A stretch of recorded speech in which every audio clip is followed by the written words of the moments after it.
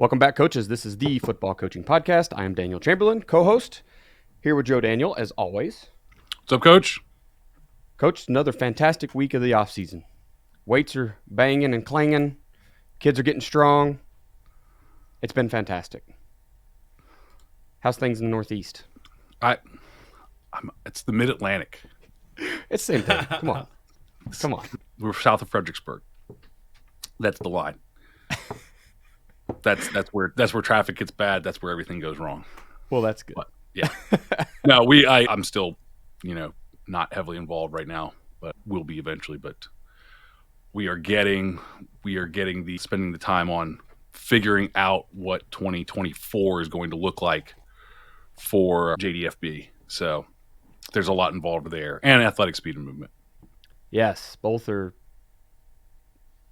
Can go a million. The sky's the limit, it feels like, for either. Sure. So. Excellent. Well, I'll go ahead and introduce our guest now so he doesn't have to sit in the dark and act like he doesn't exist. Mm-hmm. We are joined tonight by Coach Chris Four. Coach, I'll just let you do the introduction yourself. I was going to say what you're a part of and your website, but, man, just tell us about your kind of coaching journey, a shortened version, and what you're doing now. Nothing I say short. So that's tough to do. But no, I coached 17 years out here in Southern California, 16 years at the high school level, 1 year at the JUCO level. That was a blast, man. I got to tell you that. That was my last year coach in 2017. Head coach out here. I live like 6 football fields from our local junior college. And so he had seen me coaching up in this area for a little while. Recruited me a couple different times to come over. I just didn't want to. I wanted to coach and teach on one campus, but I finally did. I was just so intrigued by working with those athletes, especially out here in Southern California, and I did that in 2017. I had a blast, man. Absolutely loved it. I was a special teams coordinator at Victor Valley College. That was my last year of coaching, and then jumped in, crossed the bridge, as they say, went to the dark side of high school administration. So since that season, I've been a high school administrator, working on, I think, my 5th year here as a high school principal, and really love doing that. And that's where I am. Again, out 17 years here in SoCal coaching, 8 of those years. So just half as a head coach, and then the other half as a freshman, JV, varsity assistant, and then spent some time out here as an athletic director as well, 6 years, and then about 2011 or so, I kind of started a website and Twitter, got on those 2 things, and kind of ever since, the last decade plus here, been helping coaches along the way with what I'm passionate about, and that's special teams and then the whole job search process. So thank you guys for having me on. I really appreciate it. Well, we couldn't think of anyone to do a better job, for sure. I see you all over my Twitter because Joe had kind of told me about 8laces.org, I don't know, a year, 2 years ago. I don't know how long ago it's been. And so I've been following you, and I love all the stuff you put out. I've actually enjoyed this year just watching the California coaching carousel because It's kind of slow in our part. And our state's doing some weird stuff with splitting a couple classes, our 2A and 1A, I believe. The playoffs were just too big, and so they decided to split it. And so, administrations are holding on to their coaches because they don't know about quality, and coaches aren't moving around as much because they don't know if they're going to be able to find a job. So it's been pretty slow. So I've enjoyed watching you guys, dissect all of the coaching jobs and figure out what to do. So, I we're glad you could join us. Yeah, Coach, I just started that years ago because I had so many coaches from outside of California asking for coaching jobs, and it was just a lot of it. And so finally I just said, hey, let's put them all into one place because Southern California is huge. We have 600 high schools playing football in Southern California alone. And so I said, they're 3 different places. I got tired of explaining it to everybody.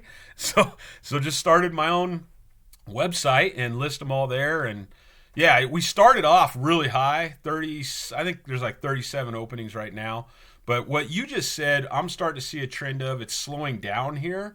But I think the economy and just interest rate on housing and the job search is going to be, there's just not going to be as many available jobs here in Southern California for sure. So it'll be interesting to see where we end up on that carousel. But it's been an interesting adventure charting every single head football coaching job change here in SoCal.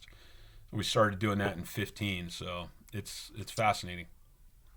I had not considered that as a the interest rate having an impact on coaching jobs, but like you can't just go take a job 2 hours away, sell the house you've got right now, and go get another one because you're gonna pay a ridiculous amount, even more in California, I'm sure, and you're gonna get a horrible interest rate. And it's like this is not you wherever you live right now, that's what you got. Yeah, Yeah, you own your home. No, probably for a literally, couple of years, right? Yeah. I'm looking down at my phone because I just got a text about 5 minutes ago from a coach. I think a lot of his staff, I reached out to him and his staff about a job, see if he's interested in, and he said, Coach, I'm locking down. We can't move right now. So there's a lot of outside influences on coaching job changes. Like out here in Southern California, actually the whole state last year, we gave our highest cost of living allowance. It's called a COLA. The highest COLA to teachers ever in California. It was at 8.2%. So every teacher in California was supposed to get 8.2% increase. My district, for instance, they settled on 8.2 plus 1, COLA plus 1. Some districts got 15% pay raises. Well, that COLA has gone from 8.2%. This year it's supposed to be 1%. So you're not going to – so a lot of guys left last year, moved around all over the place just because of that. You got the interest rate. You've got, an election year. So it's really interesting to think about all those things that change the coaching landscape for all of us, anybody interested. Yeah, that COLA stuff I got introduced to in the military, they do something similar for, like, if you think about California, Hawaii, those places where the cost of living is outrageous, they just reinforce your pay because – well, I live in Oklahoma, so what's base pay for me would be trash pay for somebody in California, right? Our cost of living is like the lowest in the nation. And it's wild how it can change so drastically, and you don't get a say-so. Like, your job just pays less now, or more, right? You could be on the side where it pays more, which, of course, would be awesome. But, yeah, it's wild things when you have to start considering all that just for a head coaching job, just to go to another school. Yeah. Well, I mean, it impacts where you can – I mean, especially if you live in an area, when you're in I don't know, but there's a lot of schools in Southern California. Obviously it's, in that area. Like if you're in an area, like I work with coaches that are in, Montana, it's like, now their housing costs probably aren't as high, but also you can't just go to you can't go to another school. The other school is 2 hours away. It's not even an option. I mean, here, like I'm in Richmond. We've got, I think, a good number, 20 schools or whatever it is, in the area. But if you were in the western part of the state, then that's not an option either. It's, you can't just pack up and go somewhere else. Yeah. Well, man, we're super glad that you joined us tonight, and we've kind of did an off-season series here. We're going to talk X's and O's later in the season, but we've really gotten started on culture and changing coaches and how to develop people, players, and getting your program better. We kind of thought we should start at the beginning here and just getting the job. So last week, we talked all about how to find the perfect job. So just when you're digging through the searches, what am I looking for? What do I want to stay away from just with the job overall? And so this week we thought, all right, fine, we've decided on a job. Now how do we go get it? And so we knew with your expertise, you could help us out there. So I think we'll have Joe pay the bills real quick, and then we'll get started on our questions. Yeah, so check out JDFB Foundations. You can go to joedanielfootball.com, and right there on the homepage, you can just scroll down, enter your email address, or you can go to joedanielfootball.com/foundations. And your email address is absolutely free. It's going to be access to 5 different video series that are 425. Well, 2 of them are on the 425. One is more on the foundations of the 425, meaning the core principles. The other is on things like base alignment, coverage packet, base alignment, and adjusting to some different looks, wing tee, spread. We have one on the 4-3, one on the 33 stack, and one on the pistol power offense, power series, power counter, and power pass. They're pretty detailed. They're very detailed videos, and they don't cost you anything. So go check them out. I also have 3 of my Cornerstone web clinics there. One is on the 9 core principles that you need to know as a coach. I think every coach needs to know, or you may not have those exact core principles, but you need to have something similar to it. And then also one on planning perfect practices, and another on turning your playbook into a system. So, which we talked about on a recent episode as well. So Get access to all of those. Go to joedanielfootball.com/foundations. Awesome. Also want to talk about adaptable physical therapy. That is Dr. Chamberlain, my wife, and I have opened our own little physical therapy clinic. She is amazing at her job. I call her top 10% in the nation all the time. She essentially does what Joe and I do for football. She has a podcast side. They do online classes. She travels all across the United States to put on what we would consider clinics. But they just go in for a weekend and teach all the staffs in a region how to do PT in the new world. They call it PT 2.0, and we're going to practice it at Whaler. We do practice it at Adaptable. What you need to know about that is it's one-on-one care with your licensed provider. When I say your provider, I mean it's the same one every time. When you come in and get your initial eval, it's probably going to be Dr. Chamberlain that sees you. At that point, you'll move to either her or one of our other paid physicians if we've gotten that big by the time you come in, and that's who you'll see every single time. She's big on fitness forward and correct dosing. So she wants to make sure that whatever you're doing for rehab is harder than what you do in everyday life. If you walk up and down the stairs all day long for your job, coming to a PT clinic to walk up and down stairs isn't really rehab. That's people taking your money. So she's going to ensure that the dosing you're getting makes sense for the rehab you need. Reach out at adaptablept@gmail.com, or you can come by, see us in Grove. Call 918-791-8789 to talk to Dr. Chamberlain today. Also want to talk about athletic speed and movement. This is where Joe and I have taken Dell Basquet's 45 years of experience with being a speed and movement coach and put it all online for you.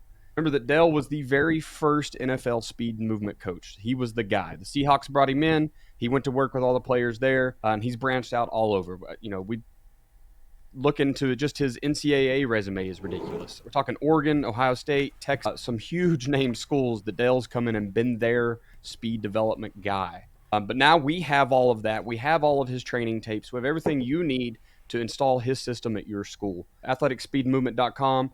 You go over there and grab it today. It's 5 core movements. You're going to get a 12-week program. You can knock it out 2 or 3 times a year.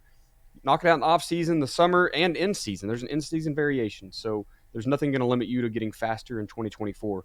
Just a quick note, I believe this comes out on December 28th, which means you are about 3 days away from a price increase. So we want to make sure that you're jumping over and locking in your annual rate now. Lock it in, and future installments of that payment, because it is an annual subscription, will be the same price you're paying now. If you wait until January 1st, it's going up. So it's a good time to jump over to athleticspeedmovement.com and sign up today. Awesome. Get to the questions. So Coach Four, we'll let you answer first here. I found my dream job. I decided on it. The job is posted. How do I make myself stand out? Well, I think that's a great question, great place to start, and I really think coaches need to start thinking outside of the box more than they have. In 2011, I was let go at a job, private school where I was here in SoCal. Private schools are very difficult when there's a change at the superintendent level, and that's what happened. Brand new superintendent came in, wanted to bring his own guys in, hired a guy from Tulane University, paid him twice as much as what I had made there. But for the first time in my life, 35 years old, I'm out looking for a job and creating my own resume. Up until that point, I had, people had recruited me to jobs, and I was recruited to that school by somebody I knew, and for the first time in my life, feeling a lot of pressure to go find a job. And one of the things I did, I met with one of my students, one of my 18-year-old seniors, who was making websites. And this is in 2011. There weren't many coaches around at all who had a website. And so I just thought, okay, how can I market myself? For some reason, I've had a little bit of a marketing brain. And so I said, hey, Phil, can you help me create a website? So we started coach4.org. And my whole plan was to put together 10 pages on that website that I would be able to then email out to administrators, athletic directors, principals. Hey, here's how I'm going to run my summer program, for instance. Here's what I'm going to do in 30 days. I put together one page, was just the first 30 days. Here's my plan on your campus as your principal. One of them was my philosophy on hiring coaches. And so these days, a lot more coaches I've seen are developing a website for themselves to market themselves, even if it's specifically, okay, here's my dream job now. Like you said, I found that job. Let's narrow in. And you can build that type of a thing. If it's not a website, it's putting together a killer portfolio. A lot of coaches, their portfolios, let's be honest, their portfolios suck. because it's 50 pages of black and white, and they're very boring, and it's the same thing that every other coach is putting out there. I've just seen a lot of coaches send portfolios to me, want me to take a look at them, and I give them all the same feedback. This is not very good. It's just like every other one I see. And so, one solution I have for that portfolio idea is just using a website like Canva. If you know Canva, it's so simple to build an online type of presence using Canva, even Google Slides. You can build a portfolio that's much better than Microsoft Word. And so that's one of the first steps. I really think you need to take your resume, all those practice plans, philosophies, ideas. How are you going to build a booster club? You need to take all of that and put some color to it, to put it into a way that's going to market you for that job. I made a principal job change about 1 year ago. November 30th, 2022, I started at a school, and I really believe a big piece of what helped me get that job, I came from out of district. It's a district I used to teach in, so I did know some people in the room. It's still very hard getting a job from out of district here in California. And I really believe it was how I presented my plan, and I did that on Canva. I sent it to the hiring committee ahead of time because Canva allows you to send out a view, like a website link. And then I was able to show that plan and use that Canva presentation in the interview. And I just really think that type of thing is what coaches need to do. And historically, coaches are not very good at marketing themselves. They're great at a 4-3, and they're wonderful at coaching a spread offense and making adjustments at halftime to score points. A lot of them are not very good at what we're talking about. So they do need to spend some time learning that type of endeavor. There's a lot of different ways to put yourself on paper, or take your paper and put color into it, get yourself online, or get yourself into some type of portfolio making system to help you stick out through that interview process. The more that I've gotten into, you mentioned marketing stuff, and I've got a lot of people think that my job is football, and it's not. I run a business, and like football is just a fun part of it. But like the more I've gotten into, learning about how to run a business and how to do marketing and how to manage people and all this sort of stuff that goes into running a business, the more I think football coaches this is stuff that football coaches need to know.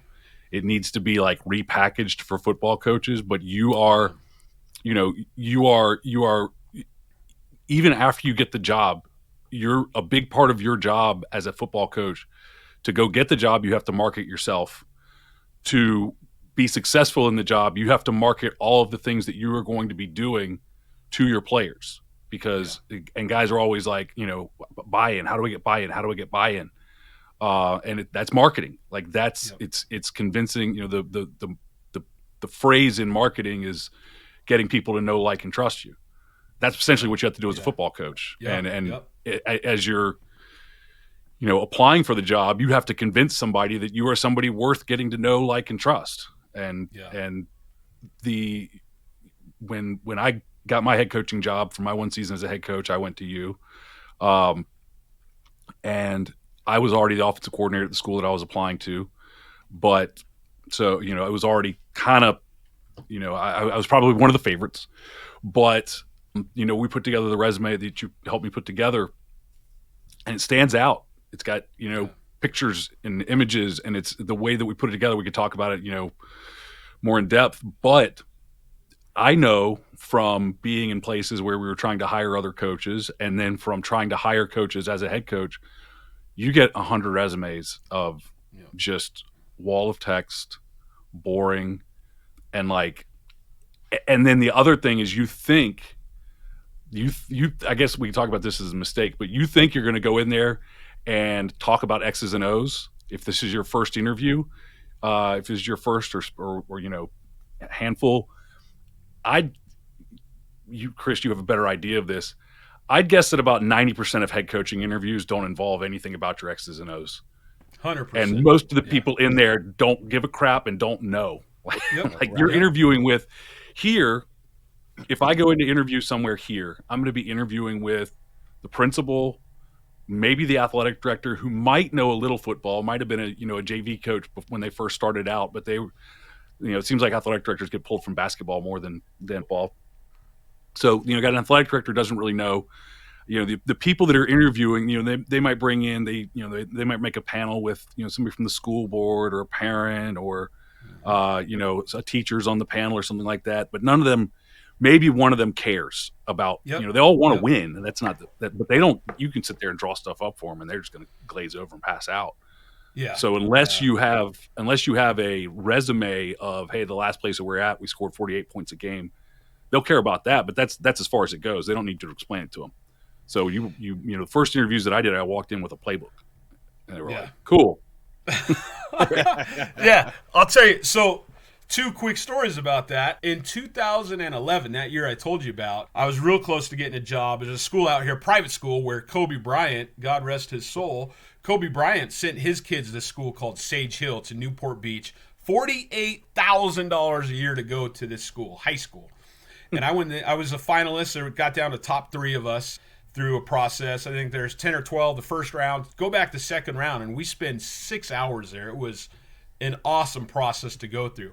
6 hours, about 5 different rooms of people.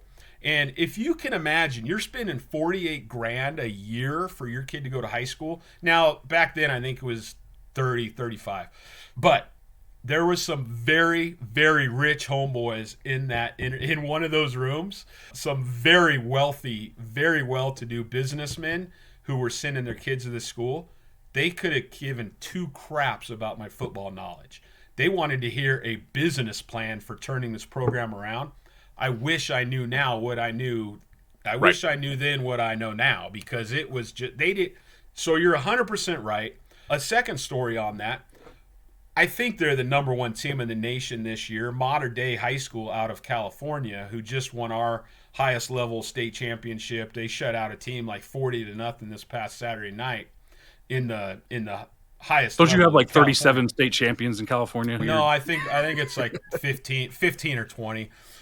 But highest level, Modern Day, won't say too much about the process, but one of my clients went through that interview process last year with them. The very first round, there was not one football question. And you're looking at the number 1 program in America. There's not. He called me right afterwards, blown away. He was expecting it to be all about football. I said, dude, I'd be shocked if 20% of it's football. He called back and said, I thought you were nuts, but 0 football questions. So you're right, Joe. I think that's a testament to administration or catching on that successful environments are just that. They're successful. It doesn't matter what you're trying to do, right? Kind of. I don't want to stay with Chris in the room, but I think that most of that meeting is they want to find the guy that they can hire who's going to make them not have to have more meetings. Yeah. That's what I was going to say. Kind of. It's a little bit of that. And then the other part of it is what Joe just said. They don't want to be on the headlines for hazing and illegally recruiting players. And then a third reason I think that happens is because so many administrators now just don't know. They have no clue how to hire a football coach compared to a math teacher. They just don't. My mentor spent 25 years at my high school as a football coach and athletic director. He moved up from head football coach to AD. Those days are long gone in California, and I think across the nation from what I've heard. I mean, outside of Texas, you just don't see those guys making that traditional. So nowadays, the hot new administrators are getting hired because their math scores blew everybody else out off the charts. They're not getting hired because of what they did outside the classroom as much. And there's good and bad too. That's a whole different podcast. But I think a lot more of why they're not asking football specific questions is they don't know the answers to them. I remember when I first checked out your website, and I think you had like a sample resume or cover letter or something on there, right? And it just had some football helmets, and I was like, what is this? Because I feel like as someone who's fairly new at this, applying for the second year for my first head coaching job, but I don't want to cross that line of professionalism, right? Like, when is the gimmicky stuff too unprofessional. So you make this really professional, it's even in Microsoft Word or maybe even Canva's professional resume. But you're right, it's all black and white, and it's here's what I did at this job and here's what I did. And this year I revamped it completely. I added some cool little football helmets, added some colors, right? It's team color matched wherever I'm applying. And because I've come to realize people, like you said, you get a stack of even 10 cover letters or resumes, but they're all the exact same. Who cares, right? Yeah. But man, if one of them stand out with any pizzazz at all, yes, it might be a little less professional, but it gets their attention to read then what you're trying to deliver. I wouldn't use pink paper and spray it with perfume, but it's like it's not that kind of application. But like it needs to stand out. It needs to be noticed. Yeah, absolutely. Yeah, and I think too, there's a little bit of a difference between that resume, which still should come with some professionalism to it, and then a portfolio. And when you apply, you make sure to send both of those. You even put a link to your portfolio right on your resume at the very top. So that resume is probably still going to be a little black and white, although there's a lot of really cool stuff with infographic resumes happening now. I still don't think those are very helpful in the education world, to be honest with you, because I don't make an infographic resume. I'm not great with artwork that way. And I'm not saying it because of that, but those administrators, those HR people, they might go, "Oh, this is cute," but you're probably not going to be taken as seriously if there's not some meat and substance to it. And so those one-page infographic resumes, which I think are awesome, those should maybe be just one piece of that tool belt. But if you can't go in and explain how you have made programs better on your resume, and those infographics don't do that, then that's where you're going to fall behind and not get to the top of that interview pile. Absolutely. Well, we'll jump on to the second question here. What are some mistakes that I could make that hurt my chances at getting the job? Are you talking about mistakes on your resume or just mistakes in general? All of them. What are from the time that I make first contact, what are things that I could really screw things up for myself? So I'll plug up my book here real quick, if I may, called The Head Coach Blueprint, all right? And it's got a bar across it. That's just the author's copy. But this thing, guys, is 530 pages. I interviewed close to 500 head coaches, not just football, but head coaches all over America. Asked them 75 questions. I call it's a comprehensive game plan for assistants to become head coaches. One of those chapters is called 49 Mistakes Coaches Make on Their Resume. So there's a lot of mistakes you can make on the way. When you talk about just that paper application you're sending in, let's talk about that. And again, I wrote a whole chapter, 49 mistakes. Let's talk about the number one mistake guys make on their resumes, all right?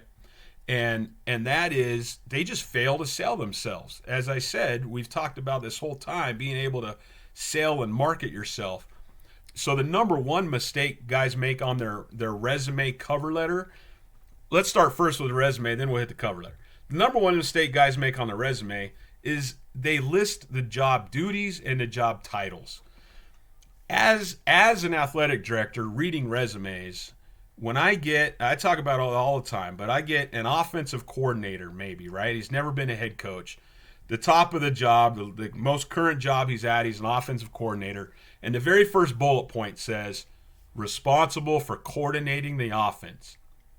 Well, no duh, sure. Right? No duh. Sure. The second bullet point will say, responsible for creating daily practice plans to help the team win Friday night. And then it goes on. There's 5 more bullet points that every offensive coordinator in America has. And I make fun of that because that's the same way I did it before I started making resumes for myself. And part of my mind in 2011 was to say, when I made it was my first resume I ever created. I think I was 34, 35 years old. And I said to myself, okay, I need to stand out because when you've been let go, it's really hard to get over that hump to get a new job. And so I said, I inherited a team that had won 2 games in the 2 previous years. The year before I got there, they were 0-10. We went from 0-10 to 5-5 in my first season. Then I did some research. In California, 1,000 schools. There were 50 schools in California that went 0 for 10. There were only 7 of us that went 5 and 5 at better the very next year. That's pretty impressive. And so now when you read my resume, my coaching resume, and I have a bullet point on there, just one of seven programs to go from 0 and 10 to 500 in the whole state. Now, they don't know that's 7 out of 50, right? It's kind of how you market yourself. Only 7 programs in the whole state went from 0 and 10 to 5 and 5. That's impressive, right? When you're able to say recruited 19 athletes to the program. The number 19 means nothing if there's 95 kids in the program. Nothing like it would be if, again, at that school, inherited a program with 19 kids, recruited 19 more to join the program in 2 months' time. Instead of saying all that, all I say is we doubled the number of participants in the football program in 2 months' time. So now those first 2 bullet points that I just talked about us creating in 2011, those mean way much than head football coach responsible for the daily management of a football program. And so that's the number one mistake guys make on their resume right there. It's using useless bullet points they're just regurgitating the job duties of a coach. They're not screaming to me, I need to interview this guy, because one of you referred to it earlier, 100 resumes. Here in Southern California, as an athletic director, anytime I had a basketball opening, I would have 90 to 120 resumes. And I'm old school. I print out every one of those on my desk. I'll block out 3 hours, and I put those in 3 piles. Yes, no, and maybe. And you've got 30 to 45 seconds for an AD to go, which pile should I put this in? And if it says head basketball coach responsible for overseeing the basketball program, that doesn't mean anything to me. Yep. It's you talk about the way that you the resume that you helped me put together. The funny thing was that my buddy who I coached with, who's my head coach again now, but at that time we had been coaching together for 15 years.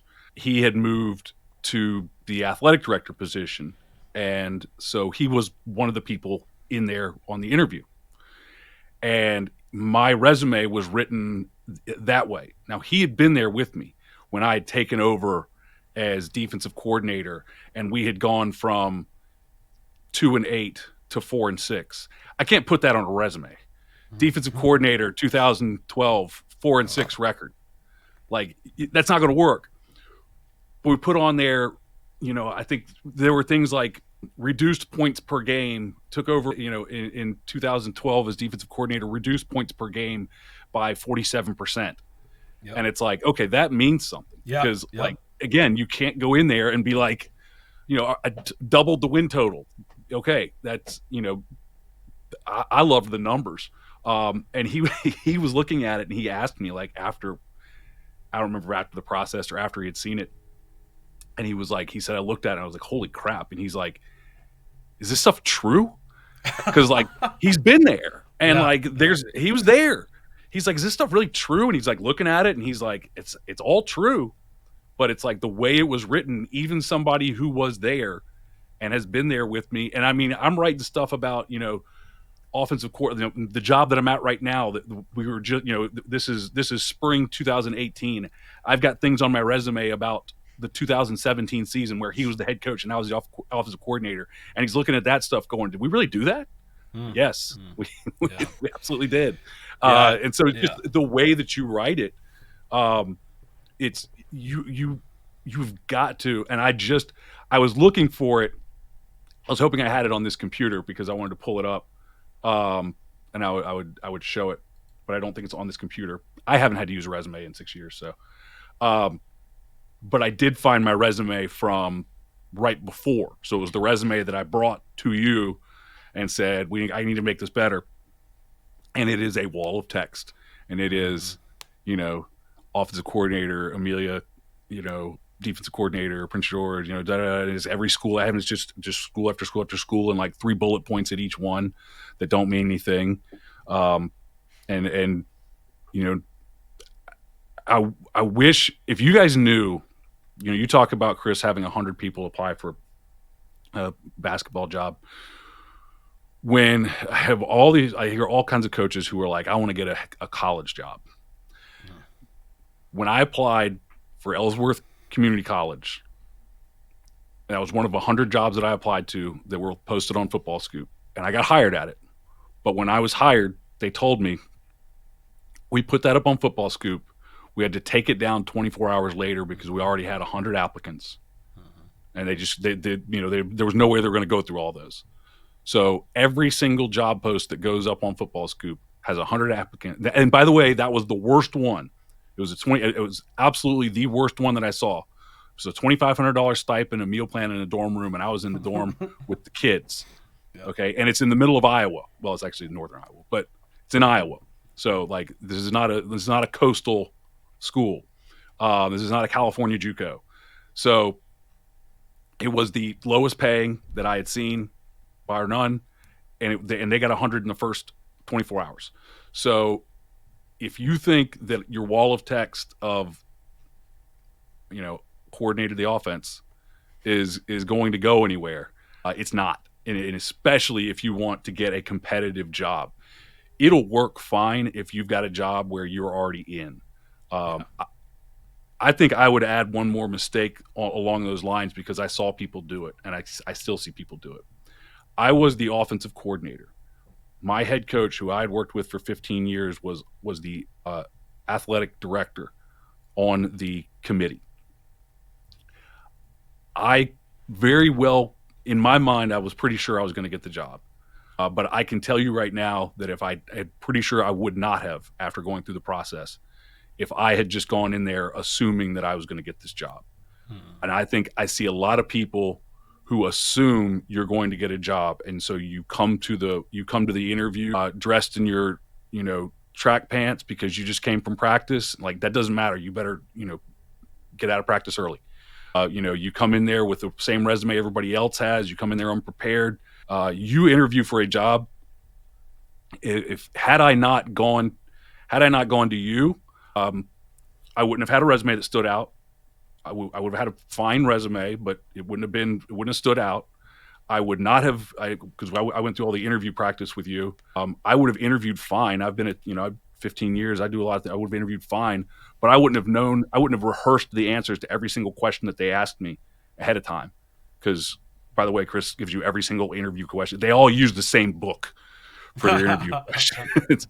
So had I not prepared like I wasn't going to get that job, I may not have gotten that job. And I think that I see a lot of people going in for a job, and I don't know if you think that it's beneath you or it's a lock or whatever, and not going in interviewing for the job like you're not going to get it, like it's a long shot.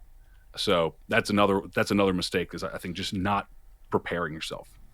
Yeah, man, I could talk all night about this stuff. One of the things to follow up on that, and I don't want to come back to something in a second, but to follow up on that, I asked in my book, I asked a superintendent, my favorite man I've ever worked for. He was a HR guy for 20 years in a very large school district in California. Easily interviewed 1,000 people during his career. Very, very easily, he said. Hired 1,000 people in his career. And that right there, Joe, that's one of the top 10 mistakes he said people make. They go in too cocky. One of the things I do here in California, it's kind of morphed into this, is I'll help principals and athletic directors find candidates.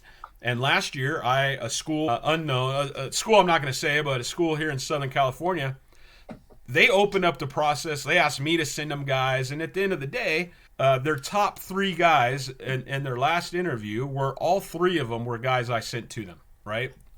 And they were pretty zeroed in on hiring one of those 3.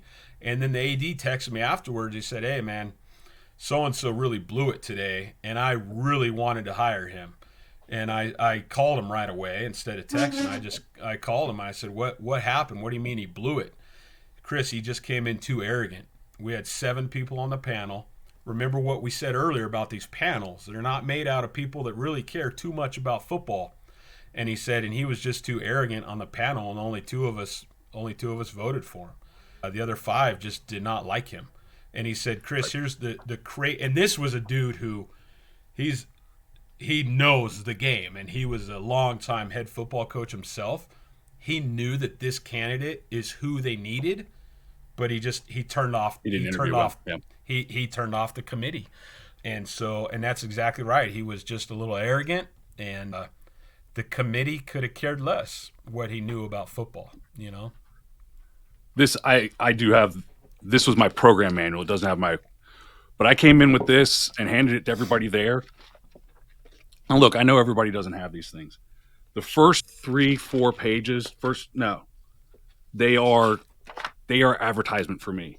So like, this is stuff that I did. This is basically taken from my resume, and then it's like published in Gridiron Strategies and American Football Monthly and Huddle Top 100, X&O Labs. This is the Huddle Top 100 page where that's me. This is from a clinic. This is from Rick Stewart's clinic that I had just spoken at. This is a copy of an article that I had published in American Football Monthly. This is an article published in Gridiron Strategies. I don't expect them to read it, but I want them to see it and know nobody else has this. Yeah. So whatever you have, whatever you can find, and that was the first 5 pages in there. The rest of it, and by the way, I put this together with Rick Stewart. I took Rick Stewart's stuff, and it's fantastic as well for building this. But the rest of it is exactly what you said. It is, here's my plan for discipline. Here's my plan for, it's got my philosophy kind of stuff, but it's got my year laid out. It's my plan for fundraising. It's my plan for all of those things. Somewhere toward the back, there's like a little bit on offense, defense. It's way in the back. It's way, way in the back. Mm-hmm. And because they don't care. But what happened was the first thing that they do is you put this in front of them, and they sit there. You know how people are in a meeting, like they're not paying attention, and they're sitting there and they're like looking, and they're just looking at pages and pages of me advertising myself. Yep. And you have to be and all of this took a crap load of time. And the great thing about it is after it's all done, I didn't use it that much. It's just I put in a lot of time for that event. And that's the kind of work you have to put in to get those jobs, especially if it's the job that you want. And that was the only one I applied for. So I was either getting that job or probably leaving. And the thing is, we talked about the number one resume mistake. Let's talk about that number one coaching portfolio mistake. We just hit it. It's black and white. It's taking in a black and white 40, 50, 60 page portfolio. They're not going to sit there. I mean, I've seen guys type out, God bless their souls, they type out 12 pages of their offensive philosophy and why they like to go, 21 personnel inside the red zone for 2 pages. It's like, dude, nobody's going to read this. So years and years ago, a former coach of mine was a big wig with Husqvarna, right? And that's a worldwide construction company that makes tools. And he said to me something I never, ever forgot. He said, people want to see, and what this guy did, he would fly to Paris to hire a guy, or he'd fly to Germany to go fire a guy at lunch, to do it in person. I'm like, well, that's what a job. But he hired and fired, he hired and fired people all over the nation. And he said, people want to see 3 things when you're looking for a job and putting this website together, Chris. People, action, and results. He said interview committees want to see people, action, and results. Just keep that in mind. And so that's a great lesson I've learned for a long time too. When you're putting that portfolio together, what's going to make more sense and get people's eyes on that resume or on that portfolio? Is it you with standing at a banquet with your arm around a kid and he's just beaming, holding up his plaque, and then you do a half a page on, hey, here's the awards I give out? Or is it 2 pages of just black and white listing all the awards you give out, right? Does that make sense? So yeah. Is what makes more sense? Here's 3 ways we raise GPAs, with, a picture of your 11 scholar athletes, or one page of you typed out why the process you use to hold kids accountable in grades. So when you think about people, what are pictures you can get into your portfolio that can tell the same story in lesser way? Again, it's, when I put together that portfolio on Canva for this principal job, the whole thing's littered with pictures of me and kids, or me and staff, because people want to see pictures, or they want to see people. Action. How can you make that come to life? So instead of saying in that portfolio, hey, we increased rushing yards by 125% through the course of the year, make a graph that shows that, right? That's action, and that's also results. But people, action, results. Think of how to build those three things in that portfolio. And the results, it might be, instead of, hey, we finished first place, it's a picture that was in the newspaper of you guys celebrating that first place. Right. That's when I say people, action, results. It's turning that 50-page black and white hand typewritten portfolio into maybe 80 pages with a lot of color and people, actions, and results. Yeah, it's the one that I used to always have on there was I coached, three all-state players, and we had 7 all-district players, and exactly what you said. That's fine, but a picture of you standing there with your arm around the kid holding his all-state plaque is going to mean more. Yep. It's going to have a bigger impact. I coached a kid who went to an all-star game. That's great. Here's a picture of me at the all-star game with the kid. Yep. After the game or whatever. And like that means more and it has a bigger impact. Yep. So we hit the... Jumping to the last question here. You guys are blowing my mind right now because there's plenty of things I obviously have to update in my portfolio tonight. I can't go to bed now until... I'm really upset I lost my resume. I'm going to have to... Should have put it on Canva. It'll keep it forever. So I just wiped the computer, so I don't know. Kind of a two-part. How should I prepare for the interview? And then the second part is, what questions should I ask of the panel? So let's just tackle that first one first here. How should I prepare for the interview? Yeah, great question. Again, go to headcoachblueprint.com. We've got probably 10 or 12 chapters in here about specifically that interview process, right? One of those 6 questions to ask the athletic director before your interview. Here's the 6 questions you need to ask. One of those ways to prepare you for that interview is by trying to figure out who's going to be on that interview panel. And that's really hard to do sometimes. Sometimes you won't find out anything. You've got a secretary sitting at the HR office who's just scheduling these interviews. Sometimes she'll give you too much information, and then sometimes she won't say anything. Like sometimes they'll just respond. Because what I've done in the past, I've said, hey, thank you so much for scheduling that interview, Ms. Gonzalez. Can you let me know how many people are on the panel? And then maybe she'll come back. There's going to be 6 people on the panel. And then I'll reply in that email. Thank you for letting me know there's going to be 6 people on the panel. Can you give me an idea of who's in the room? And sometimes you'll get back, I'm sorry we don't disclose that. And then sometimes you'll get back, here's the 6 people on the panel. Awesome. For instance, I told you about that job in 11 that I got let go from at a private school. In 06, when I went there, I was able to find out who's going to be on the interview panel. And one of those was the CFO at the school, Barbara Schaffner. And so I just Googled Barbara Schaffner, Capistrano Valley Christian School. That was the name of the school. And I came across her bio on the school's website. And lo and behold, I read her bio and I see she has one son named Matthew. And then so I go to, this is how you prepare, gentlemen, ladies. This is how you prepare for that job you really want. I just took a stab. Capistrano Valley football, Capistrano Valley Christian football max preps. I pull up their roster. I look, is there a Matthew Schaffner? Whoa, Matthew Schaffner plays football. Amazing. Pretty good chance it's the same kid, right? But now I have a small piece going into that interview panel. The CFO, the lady who controls all the money, her son plays on the program. You better believe I used that in the interview, right? Not only the CFO, but a female, a mom because this day and age, moms letting their kids play football sometimes, the whole concussion thing out there. But that helped me understand something about who I was talking to. Those 5 on the panel, one of them has a boy in the program. I hit that a few times during the panel, and here's the deal.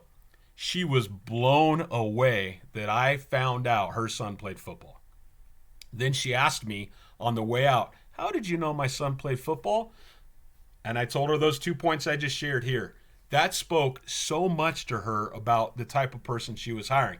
Another interview, I went in for an athletic director interview where I sat there, and here's one thing that really helped me get that job, because I knew afterwards, a board member told me about a month later after I started on campus, he said, you sold me at this, Chris.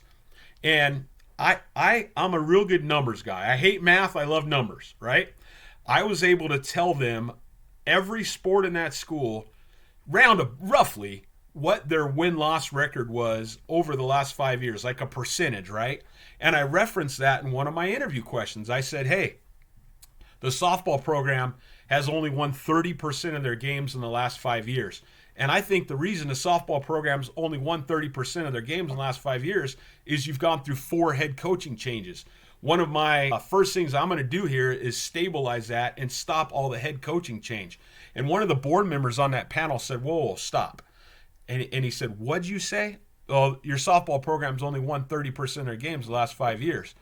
And he looked at the principal and he said, is that true? And the principal said, I don't know.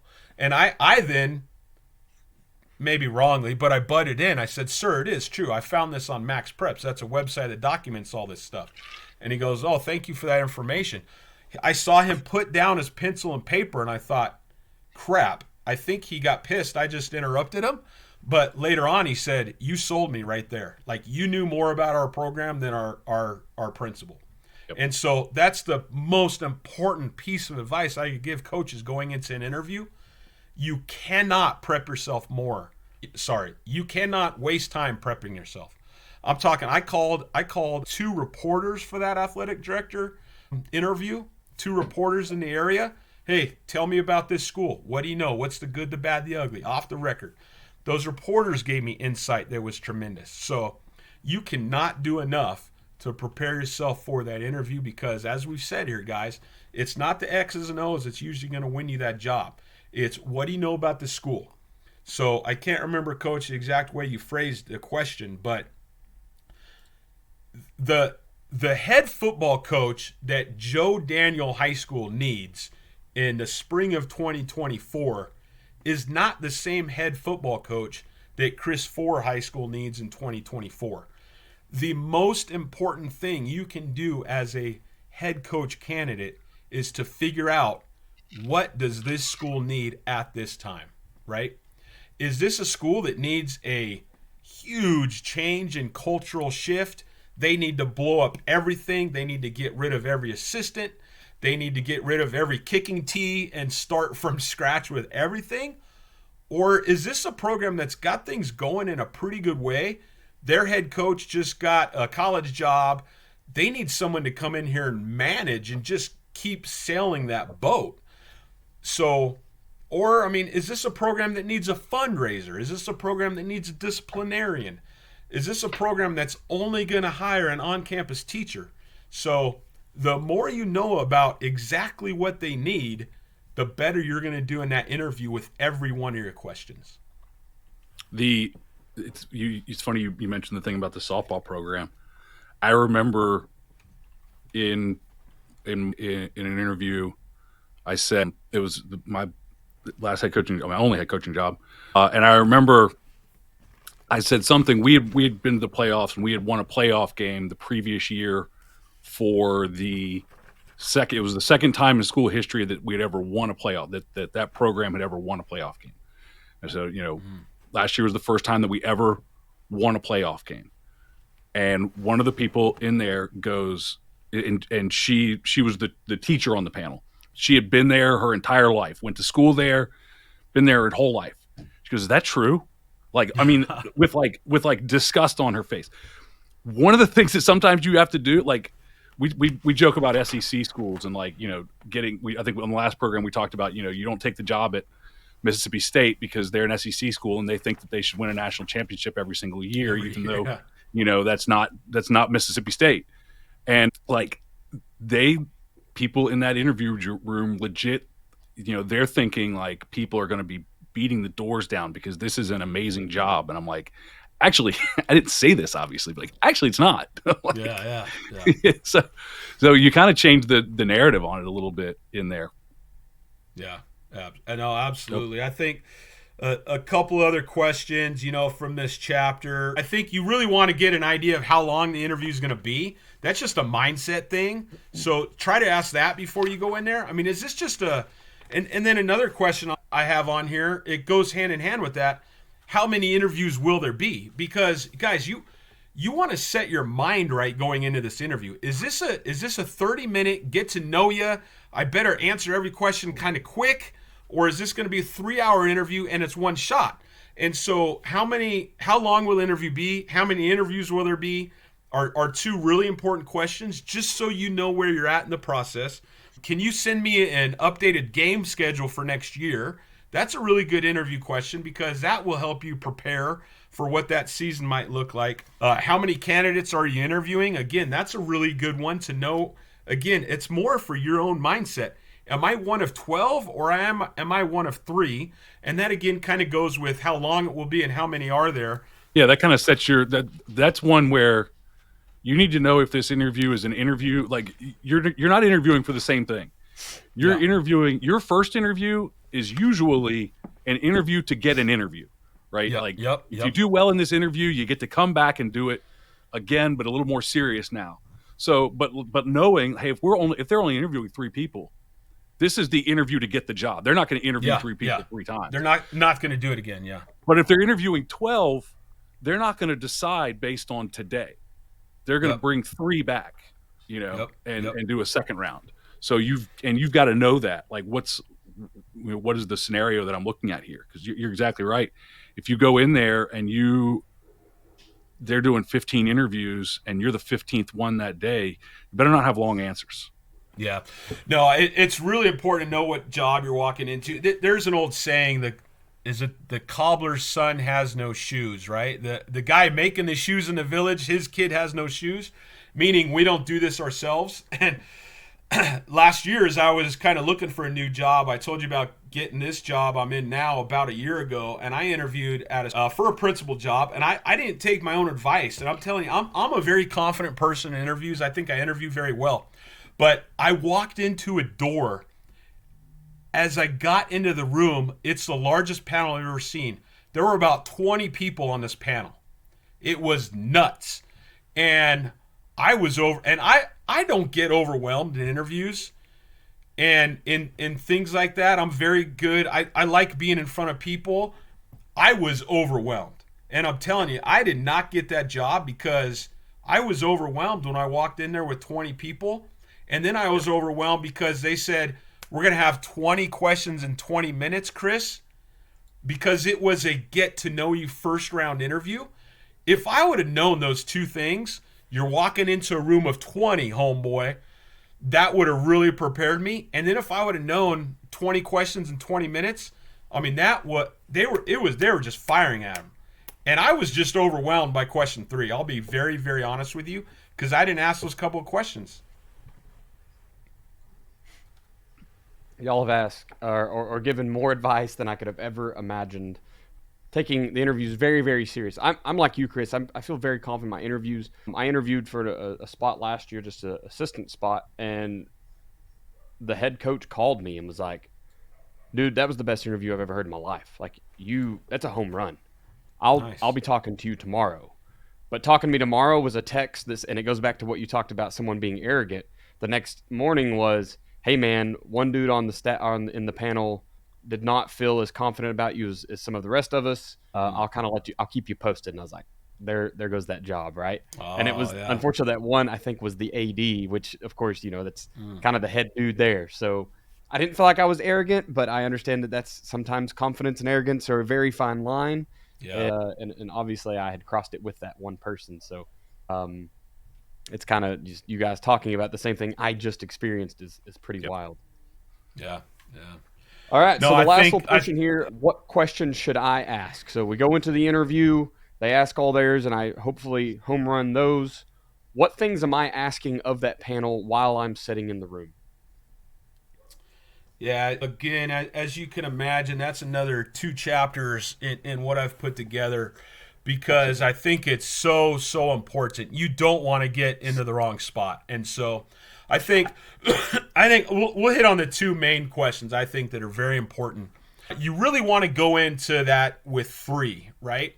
And here's where I see mistakes happen all the time. As a principal, hiring teachers, as an athletic director, hiring coaches, most people do not take that time. And here's what's important. I love this stuff. They don't take that time to sell themselves, right? So when the interview's done, right, they'll say, Mr. Ford, do you have any questions for us? And like, you always get the same thing. Yeah, how long until you make the hire, right? Or they'll say, what's your philosophy on a football program? Again, how long until you make the hire? What's your philosophy on a football program? You're not selling yourself. You want to take the opportunity when they ask that, keep selling yourself. So one thing to do is talk about one of those stats, facts, or figures about that program you found to sell yourself that you've been digging in. You know about this program, right? So like one of them might be maybe at a place where they're really struggling. They went 2-8, and the year before they went 3-7, and the year before they went 4-6. But you notice there was a coaching change, and so one question might be when you do your homework. Hey, I've noticed the last 3 years you guys have, you've had losing seasons, but Coach Jack didn't have a losing season in about 12 years. Have you guys been able to put your thumb on why Coach Jack had 12 winning seasons in a row, but the last 3 years you guys have not been able to have a winning season? That sort of thing helps to sell you. You've done your homework, but then that it's a double-edged sword, right? That question, because then it kind of puts them on the spot to try to figure out what are they thinking? What have they done that kind of homework? And I can tell you that type of question, you can learn a lot about a school because you might have an AD who talks for 10 minutes about that answer, or they're going to look around and go like, no, we really haven't figured that out. And now you know what you're heading into. Like, do they really care? So I just think that's that type of question. Again, think of questions that are specific to that school and position. Guys ask all the time about what's already been posted on the job flyer. And so Right. don't ask me questions when you can only ask three.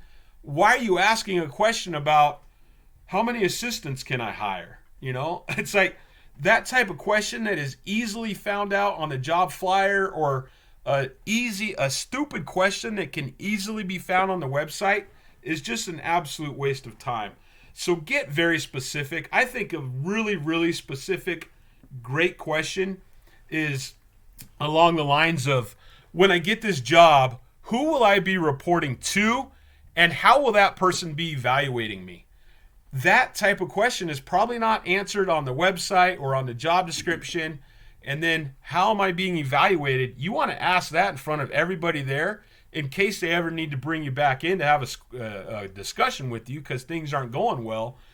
Hold on. When I was hired, that was never mentioned as a part of the process. So that type of question kind of holds them accountable too. So those are two, long-winded there, but those are two that I would definitely say are very important to go with. Interviewing for, even just interviewing for my business, I hate when we get to that question and somebody just says, nope, think we covered it. I'm like, Yeah, horrible. you don't want to know how much I'm going to pay you. Yep. You don't want to know, if you're going to have any days off. You don't want to know what if you've done any research, if you care, you have questions. And I think people are afraid to ask those questions. But from the other side, if you don't ask those questions, I'm like, do you not, like, a person who sees them, and the person that I'm going to hire is the person who already sees themselves in that job, not in an arrogant way, but in their mind, that's how I know you're the right person for the job. You're the right person for the job because in your mind, you're thinking about how you're going to do this job. You're going to sleep. You're laying in bed. You're staring at the ceiling thinking about how I'm going to, recruit more players and how I'm going to, organize my coaching staff and what we're going to do in the offseason, what we're going to do. You're already thinking about this job as if you already have it. If that's the case, because you don't already have that job, you probably should have some questions. But if you don't have any questions, that kind of tells me that you don't really, either you don't have the confidence to ask those questions, which I think is a big one, or you don't really see yourself in this job. From that side, I expect you to ask questions and ask good questions and maybe some uncomfortable questions. Like you said, hey, how come, what is the thing that's been holding this program back? What do you see there? Cause that's going to let me know, how I address it. What is the pay? That should be that theoretically that's on a flyer or something, but a lot of times it's not. Stipend, how many, that kind of stuff. If it's not, those are things that you need to know. And you can't sit there and lay out your plan without having any information. If you go in there and places have limitations on, for example, a lot of places have, weightlifting classes, football classes, that kind of stuff. Well, you don't get that here in Virginia. Not many schools do. So if you come in there, or maybe you're coming from a school that did, if you come in there and lay out your entire plan about how you're going to use the football period, and they don't have a football period, that was pretty dumb. Yep. You can't lay out this plan without the information. So you got to ask those questions. I actually listened to the Parker Resources podcast is a pretty good one that the guys they have more talks with ADs and superintendents and principals than they do coaches because it's much like us having Chris on tonight, right? You get that upper echelon downward look at what is football coaching. And a big one they talked about is you can't sell your vision. You probably won't even be able to tell them your vision in the first interview because how am I going to know what my vision for this program is when I have none of that insider details? I couldn't have sat down and wrote out my perfect vision for the local football program because I don't know what kids they have. Is it a rebuilding year? Is it a rebuilding?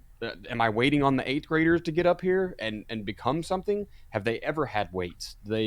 Right. So all those questions, you just can't build a vision without that intel. So I appreciate hearing you kind of say that exact same thing because restating it almost feels counterintuitive. Yes, I should have this big grand scheme going in because I want to sell myself that I'm prepared, but also I have to be just truthful here, and I have no idea how I need to prepare for this exact school at this time. Yep. But that also includes, we talk about doing your homework. If you have a way, for me, interviewing in a job where I was already the offensive coordinator for 2 years, I already know how it works. I ran the weight room. I ran the speed program. I already know everything. I already know that our buses break down half the time. I already know all the situation. I know we don't have a weight class, a period for weightlifting. I know all of that stuff already. So I didn't know all the footballs have been stolen, but but if I didn't know that, I'm calling, obviously my friend was the head coach that was leaving, so I could have gotten all that information from him. I also knew I'm friends with 2 other head coaches who had been at that program in the past. I find an assistant coach. I find somebody. If I don't know anybody at the school, then I'm finding somebody that plays against them and find out if they know somebody or if you got to do your research and you got to dig because you're right. You can't lay that plan out without the information, but you also can't go in without some kind of framework of a plan. And the more information that you can gather, your plan's not going to change now. So all the things that I want to do in a football program, they're not going to change, but I have to be able to present it in a way that's going to work at this program. So again, I can't go in there and talk about the weight program that I'm going to run and find out that they don't have a weight room. They just don't have one, and that's still a thing. It still exists out there. Yes. So, but you certainly can't go in there talking about, what I'm going to do with the football period, and find out they don't have one. You can't go in there talking about, if you went in there, I don't know why you would do this, but if you went in there talking about all the, we're going to get charter buses to our away games, and they're like, not with our funds, you're not. Like, we don't have that kind of money. I don't know where you came from. So you gotta have some information, and then you fit your ideas to the plan, to what's available. Absolutely. Awesome. Well, guys, I think we have checked all the boxes for how to become a head coach, how to get that head coaching job. I'm sure that a lot of this, automatically is going to make me better at interviewing, applying for jobs. So I'm sure it helped other people as well. Joe, before we get out of here, do you want to pay the bills one more time, sir, and talk about foundations? Yeah, and I'll found JDFB Foundations. Go to joedanielfootball.com/foundations. It's free. Get it, videos, get it all. There's no reason not to. If you haven't, I don't know why. What's wrong with you? It doesn't cost anything. joedanielfootball.com/foundations. If you don't want to get emails from me, then when you get the login and you get the first email, you can scroll down, you click unsubscribe. It's 2023. We should all understand this stuff. Anyway, but I will. Chris is a tremendous, tremendous resource, and if you are expecting to get a job at some point or looking to get a job at some point, you need to go, and you can talk about what all you have available. But you need to go get the manual, get the book. Shield Punt is from Chris as well. It's what I always refer people to. But legitimately, I had a resume that was handed to somebody who I had known for 20 years, 15 years at that time, who had been on most of those coaching staffs with me, who couldn't believe all that stuff was true. It stood out that much.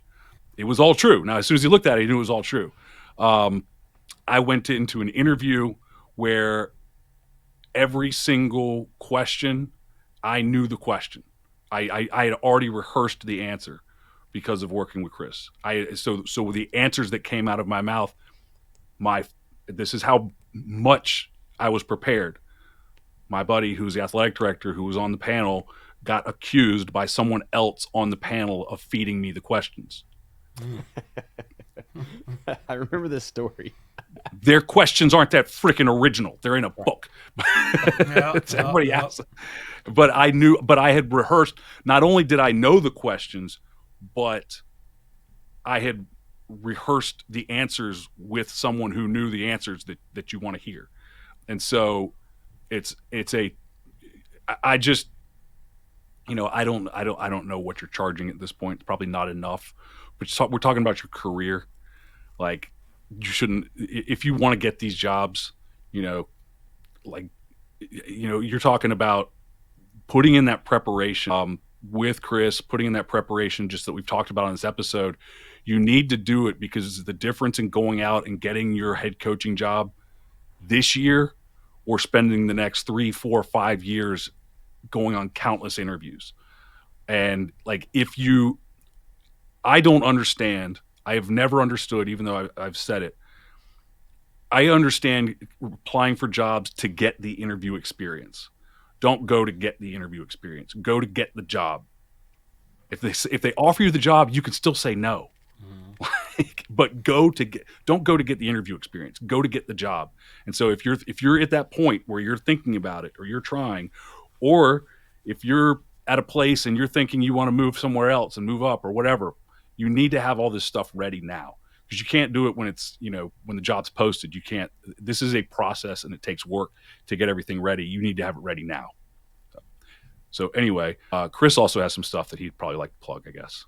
Yeah, thanks for that. Yeah, no, thanks, Joe. I love hearing that from your athletic director, the guy in the room there. We've developed a great way to help make resumes great. It's it's interesting, when Chat GPT kind of became real the craze this past summer. I said, well, I wonder if coaches will start using that for the resume.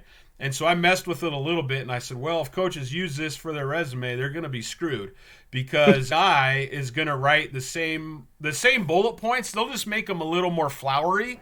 But again, it's not going to get you into the interview room. I've used a ton of that, looked at that a ton. I think we've developed a great system. A lot of coaches are happy from the NCAA Division I level on down to junior high. So just check it out, coachresume.org. Again, coachresume.org. If you're interested, we've even got, it's under $100. You can just do it all yourself. 5.5 hour video series that I put together. I give you everything you need there, the format, everything.